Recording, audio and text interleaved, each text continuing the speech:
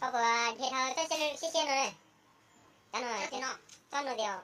Tao ăn. Để cho con thế cho này. Oliva. Điều. Cho nó điều.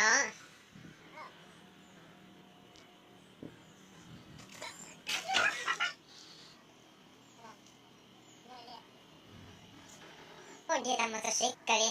Bây giờ mà sao đi. Cái gọi cho nó. Cũng thiệt hơi đông điều. Bây giờ cho anh chạy hoàn tôi nữa anh chính in danh nữa. Anh nghĩ tôi lấy chỉ bao nhiêu chế bên nghĩ tôi sẽ nghĩ tôi dùng câu là chỉ dùng nữa.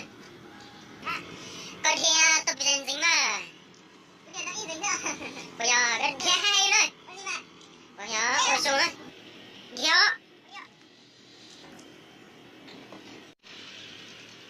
Ô dùng cái đấy sao? Ô ăn đi ô về đi. Ô đi tôi chỉ tôi đi à bữa sáng.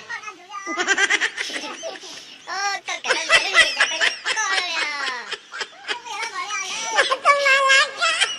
rồi. Nhưng mà chỉ tôi. Vậy thôi tôi xin lỗi cả. Ô luôn nào mà cũng chạy xuống mà dây xa điều.